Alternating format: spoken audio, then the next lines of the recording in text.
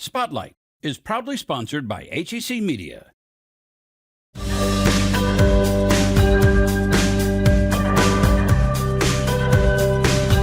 Today on Spotlight, a hidden gem in St. Louis with priceless artifacts, the interesting place where these were found.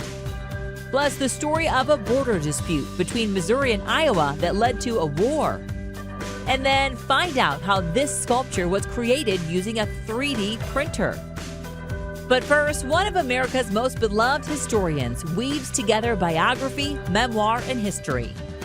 It's Sunday, and you're watching the multiple Emmy Award-winning Spotlight. Renowned presidential historian Doris Kearns Goodwin is famous for her award-winning books about iconic American presidents. Her subjects include Franklin Roosevelt, Lyndon Johnson, and Abraham Lincoln.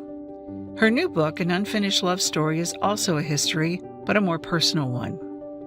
When her husband Dick Goodwin turned 80, they began sorting through 300 boxes of documents and memorabilia, a time capsule of Dick's years as a speechwriter to Presidents Kennedy and Johnson. Standing beside the country's leaders, Dick Goodwin saw the most dramatic moments of the 1960s unfold, such as the civil rights protest in Selma, the beginnings of the Peace Corps, and the assassination of Robert Kennedy. He really knew how to write public poetry in a way. He knew how to compress the thoughts and the ideas of the country into its history, into its future, into the meaning of the moment.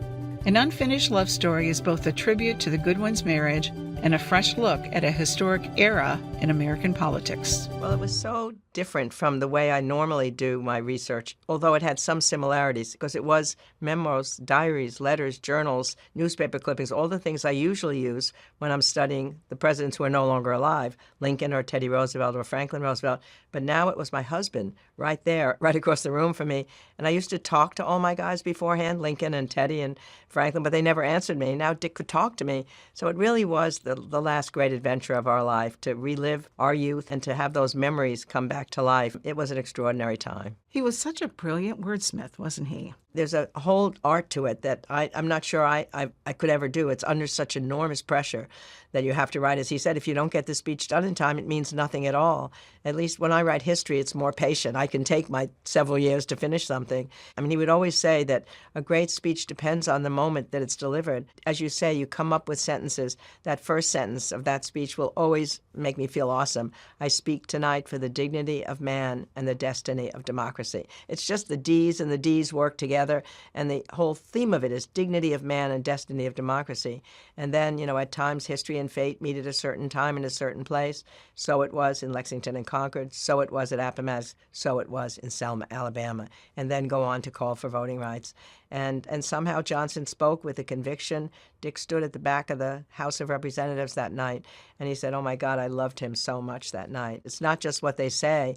Either they help to fire the conscience of the country or they get something done. And I'm sure for him, looking back on all of the, really great work he did, it puts context in your life in context, and you see that it was a life well lived. Yeah, I think everybody wants to think before they die that they've done something to contribute. And I think he did feel then again. He remembered the contributions he had made. And so it made me think about the fact that I know so many people have scrapbooks. They may not have this huge amount that he had, but they'd have scrapbooks or pictures or memorabilia that they've kept, and somehow the child or the grandchildren are left to open them after the death takes place. And I just hoping that, thinking about this book and thinking about the process that was so valuable for the two of us, that it'll allow younger people to ask their grandparents, hey, let's go through the stuff you've got so they can hear the stories. What is the meaning of the title for you, An Unfinished Love Story?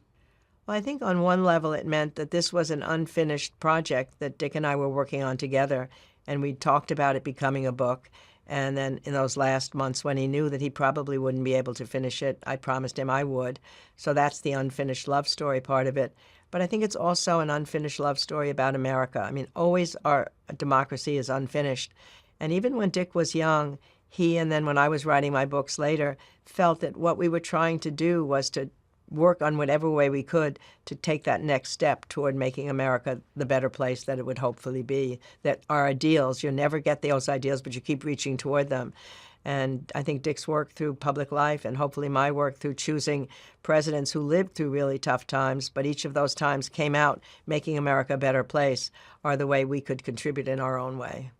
Doris's husband wrote Al Gore's concession speech. To find out the one thing he wrote that she says should be in all speeches like that, watch the full interview at hccmedia.org.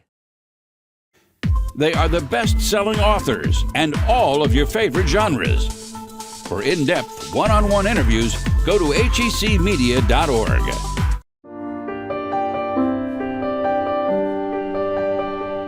We're always looking for different artifacts because you just never know what you're going to find. The George B. Vashon Museum is a hidden gem just outside of downtown St. Louis. The museum is devoted to preserving and showcasing African American history. On display are pieces pertaining to individuals with St. Louis roots and beyond. Its name came about in a rather unique way. Because back in 2006, I was cleaning out a house on West Bell and we found the George Vashon artifact. We didn't know that was the Vashon family home. According to Riley, the items he found inside the Vashon family home dated back hundreds of years. His find ended up being published in a local newspaper. And once it's published, I got received calls from all across the country. People wanted to purchase the Vashon artifacts. It was Overland University. Mr. Vashon was the first African-American graduate at Overland as a lawyer. It's the Smithsonian, and it was several collectors who wanted to buy the Vashon artifacts. Another George B. Vashon namesake is Vashon High School, which opened in 1927. It was the second high school to open for black students in St. Louis. It is located only about 3 minutes from the museum. I was going to sell them to the Smithsonian in Pittsburgh for the Vashon's family from Pittsburgh. And then someone from the Mound City Bar called me and said, "We hear you're going to sell the Vashon artifacts." And I said, "Yes." They said, "We think you should keep them in St. Louis because the Vashon family had done so much here around the turn of the century in St. Louis." The museum contains artifacts from the 1700s through the 1960s. Riley has been collecting for more than 40 years. He estimates that he has between 200,000 and 300,000 artifacts at the museum. We have original segregation signs here, and it's just people just because it gives them a sense that this really happened. Because young people, they don't know that, and they see it, they say this really did happen. I said yes. I had to tell them that because they don't believe it. For Riley, his wife, and his daughter, the museum and its artifacts are priceless. A lot of the artifacts that are in here have been around long before we physically opened up the museum. And some of them were in our household at one point. It's something I want to continue to see go on and move forward, far beyond myself, Calvin. It's something that is necessary. I think it's an incredible museum. I think you would need hours to see this museum. There's just so much stuff here, and I'm impressed with the efforts of Calvin Riley. You might say the building that houses the museum is another precious artifact. The mansion was built in 1879 for prominent businessman James Meagher. At the time, this stretch of St. Louis Avenue was known as Millionaire's Row. On the day we visited the museum, members of the Professional Tour Guides Association of St. Louis were hosting a meeting in one of their parlors. There's a very overwhelming feel of emotion in this room, in this building. Reagan Andrew has lived in St. Louis for about 4 years, and today she's visiting the museum for the very first time. This is a whole part of history that I don't want to say I'm ignorant. I just wasn't taught in our textbooks. It wasn't taught in the Pacific Northwest, Washington State, where I grew up. So this is a treasure. It's something for everybody to understand and get a certain sense of perspective. Our history is our history, and obviously we've grown past a lot of the things that are in here today, but it's important as we continue to repair and rebuild our connection as humans to each other. It's definitely necessary for all backgrounds and races and ethnicities to be aware of our history that we share. HEC Media. bringing you culture and community. Find all of HEC's positive programming and award-winning content at hecmedia.org. History Spotlight, brought to you by HCC Media and the Missouri Historical Society. Hello, I'm Dr. Jody Sowell, president of the Missouri Historical Society in St. Louis, and this is History Spotlight. In the 1830s, a border dispute between Iowa and Missouri captured national attention when it escalated due to conflicting land surveys. Museum educator Andy Prim tells the story of what became known as the Honey War. St. Louis loves honey. Whether we're enjoying some local honey from the farmer's market or raising bees in our own urban hives, the sweet treat is always popular. But here's something you might not know about honey. In 1839, it almost led to a war between Missouri and Iowa. This ridiculous series of events is known today as the Honey War. The whole thing started because the northern border of Missouri wasn't clearly defined. Missouri's first constitution, drafted in St. Louis in 1820, referred to a northern border that passes through the rapids of the River Des Moines. The problem is, no such rapids actually existed. Over time, several possible borders were proposed, but no one knew which one was correct. Then, in 1839, Missouri Governor Lilburn W. Boggs entered the fray. Boggs was a Jacksonian Democrat known for dynamic initiatives and swift, decisive action. He's probably most notorious for a controversial order issued just 1 year before, calling for members of the Church of Jesus Christ of Latter-day Saints to be driven from the state. In the matter of the border dispute, he proved no less aggressive. Governor Boggs strongly asserted Missouri's claim to the most northern boundary possible. Iowa, which was still a territory at the time, argued for a more southerly line. The two proposed borders were almost 10 miles apart. Then later in 1839, Sheriff Uriah Gregory of Clark County, Missouri, was dispatched to the disputed strip of land to collect taxes. Upon his arrival, the locals informed Sheriff Gregory that he was in fact not in Missouri, but Van Buren County, Iowa. Gregory received such a frosty welcome that he quickly abandoned his mission and hightailed it back south to safety. Governor Boggs was not satisfied with this outcome and insisted that the sheriff try again. A few weeks later, Sheriff Gregory entered Van Buren County a second time, where he was promptly captured and thrown in jail. Though the good sheriff was released in short order, it wasn't long before tensions escalated even further. An unknown Missourian took it upon themselves to cut down 3 honey-producing bee trees in the disputed area, enraging the local Iowa populace. Honey was, after all, quite a valuable natural resource in those days.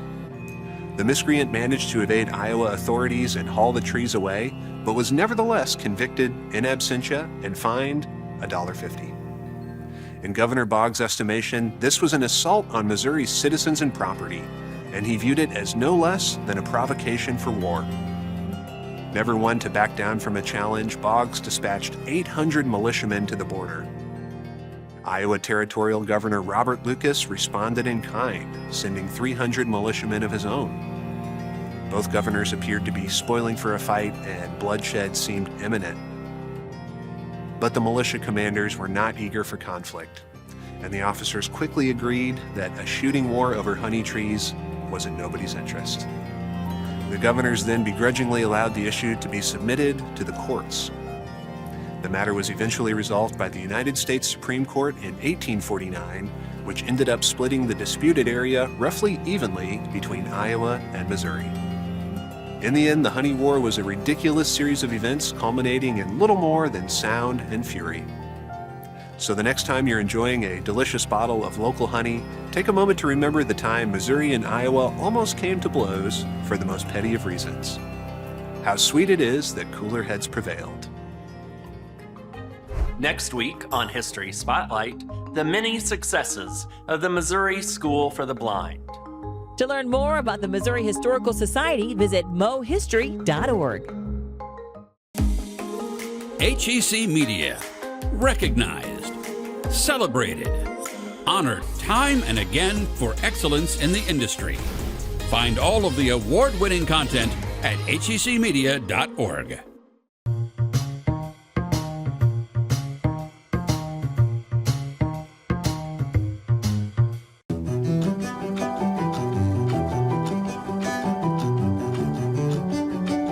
project that I worked on downtown, Flor Field, in the courtyard of the Wainwright building. Flor Field is part of the Insight STL design competition, and the call asked for artists to propose a project that could bring new ways of seeing downtown St. Louis. That I wanted to think about terracotta and ornament and reference the Wainwright, which in architecture school, it's one of the first buildings that you study. Sullivan is often referred to as the father of the modern skyscraper. And I loved the story of bricks in St. Louis and all of the beautiful ornamental details. And so that was something I was really interested in trying with the ceramic printing, is making my own bricks really, and looking at how we could use the digital tools to think about new ways of making or designing ornament on the bricks. I had done a lot of work in digital fabrication and 3D printing. We had seen people 3D printing with clay, and it was something I was really interested in. When you typically think of 3D printing with plastic or PLA, that's the small, desktop printers that you can buy for around $100. The first 3D printers that used clay were actually hacked versions. What I'm using is something called a PotterBot. Each print is made up of sort of multiple intersecting parts that you'll see on the printer. So I already modeled it. That's kind of typically what I'll do, is I'll use a program called Rhino, and also a program that works with it called Grasshopper, which is for scripting. So the G-code directions will tell the printer everything from stopping and starting to moving up and down or on the different axes, depending on how the file is working. Around 10 inches by 10 inches, which really comes from, we kind of maxed out the amount of clay that we could put in the printer and the largest size that we could print. Really, if you look at how it's printing printing a line. And so with this design, also the three intersecting parts actually make the piece stronger. We had to think about how the pieces would work structurally. So we devised a system that really works a lot like the game Connect 4. Then the pieces just slide down. There's a notch here, and then they slide down around the steel. We added a little bit of silicone to hold them in place, and then each piece just slid down and stacked on top of each other.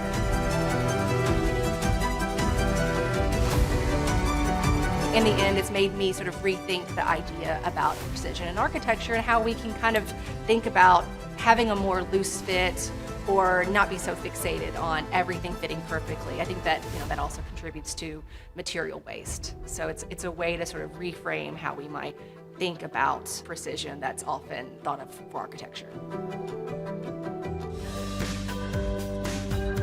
Later on Spotlight, improving the lives of adults with disabilities through employment. At the Missouri Historical Society, this year we are celebrating the 150th birthday of the Eads Bridge. So when people come to the Missouri History Museum to see the new Eads Bridge exhibit, they're going to learn the whole story of the bridge, from why it was built, how it was built, and what has happened since it was built. So the Eads Bridge, a huge St. Louis landmark, is hiding underneath the arch.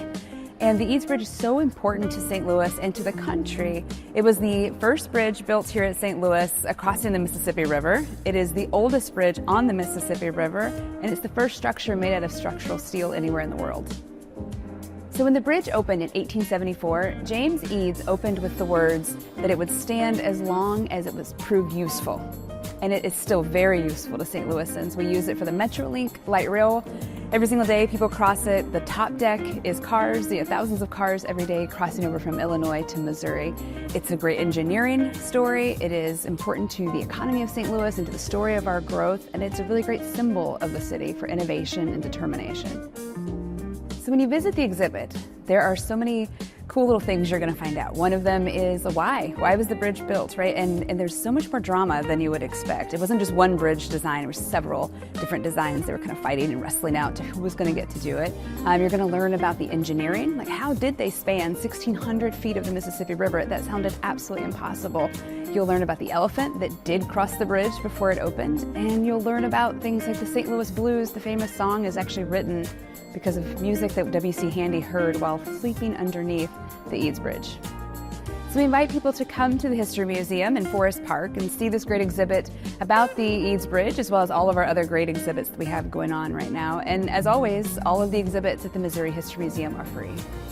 To learn even more about the Eads Bridge and its 150th anniversary year, check out HCCmedia.org for more videos made in partnership with the Missouri Historical Society, like Charlie on the Bridge and the story behind the Eads Bridge, as well as a one-on-one conversation with author John K. Brown about his newest book, Spanning the Gilded Age. All this and more can be found at HCCmedia.org. For more St. Louis stories, subscribe to the HEC YouTube channel. Connect STL from HEC Media. Mark your calendars for the 2024 St. Louis Art Fair, September 6th through the 8th. Get to know the artists and their art before heading out to the fair with HCC Media's Meet the Artists series at youtube.com/meettheartists. Hi, my name is Andy Rogers. I'm a ceramic sculptor from Lee Summit, Missouri, suburb of Kansas City. My work starts on the potter's wheel. So I make the original form on the potter's wheel. I throw the piece, and then I go back in after it stiffens up and do a lot of carving and altering to add the textures and the details that you see. I use porcelain as my media. My inspiration really derives from all the small things in our natural world. I try to spend as much time in nature as possible, hiking, camping, kayaking. And along my travels, I look for those little things out there that have a lot of detail and texture and things that are often overlooked, but when they're explored, you can see so many fascinating things. So I take those ideas back to my studio, and in my head, I kind of let them swarm around in there and then come up with things that I think could have possibly grown or formed or evolved in nature. The color palette that I've chosen to use in my work really has come from, again, our natural world. I look at those things and see those colors that are out there inspiring me and work to envelop those into my pieces. You know, earth tones, fall, autumn colors have always been an inspiration on my pieces. But recently I've really been inspired by some awesome fruits and vegetables that have lots of more pop of color.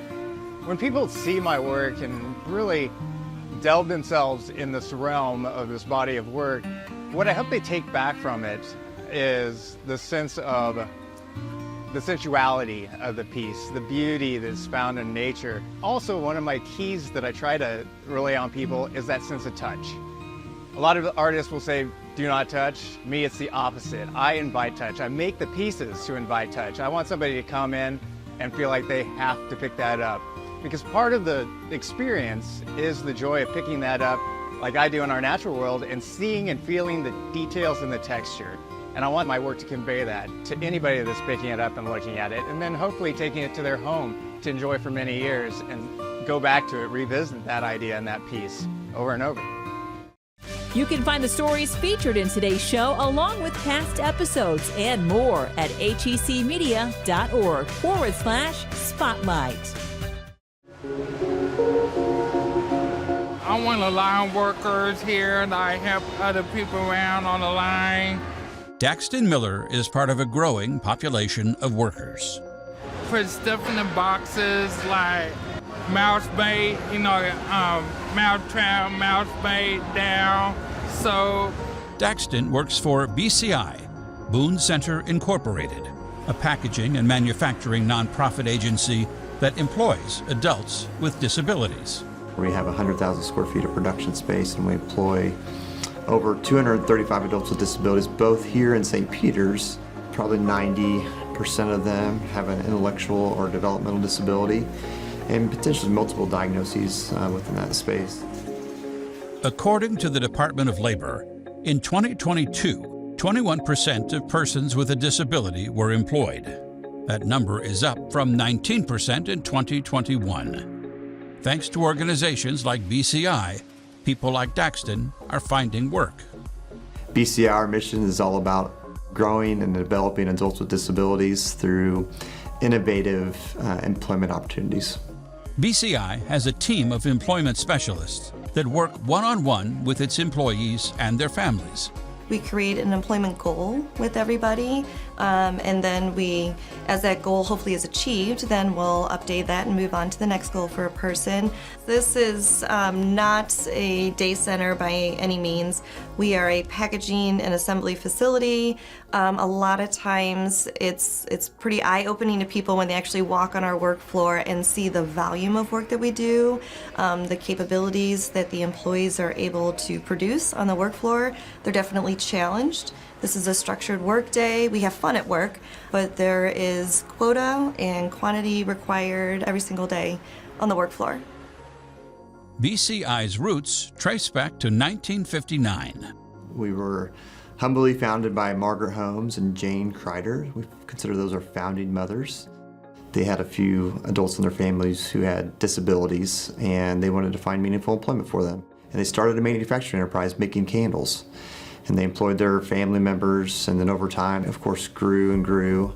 And in 1990, grew to a larger enterprise, employing adults with disabilities, and converted from making candles for almost 40 years to contract packaging. As the need grew, the Missouri legislature passed a law that allowed counties to assist organizations like BCI through productive living boards. I'll give you a little bit of a backstory on that. So back in 1969, the Missouri legislature approved the ability for all counties in the state of Missouri to choose to tax its residents to carve out resources for people with developmental disabilities. The Productive Living Board receives those property tax dollars and invests those in services throughout St. Louis County. Productive Living Boards work as a clearinghouse. PLB is invested in funding a spectrum of high-quality services for people with developmental disabilities in St. Louis County, and we want people to have a choice of what kind of employment service they're interested in, and BCI is like-minded. They have created successful and innovative employment programs such as their supported employment and their skills center, and so a couple of years ago we began partnering by funding some of those services. BCI is dedicated to providing a work environment for people with disabilities. Employees like Daxton no longer face barriers to finding purpose through meaningful work. Be around a lot of people, hang out with them, make them laugh, make a lot of jokes. I like the money that I make here. I want to find my own place. That's my big dream, get my own place. We find a place for every one of them. So if they want to go out and make a wage where they can be independent on their own, we have that capability for them to do that too. And to see the family's reaction when we say, hey, we think Johnny or Sally can make the big leap, they know they have a trusted partner to support that person. It's just wonderful to see. Next week, how the most powerful MRI machine in North America discovered answers to epilepsy. Plus, how the Missouri School for the Blind pushed boundaries to ensure equal access. Thanks for watching Spotlight. Join us next Sunday at 9:30 a.m. on KPLR 11.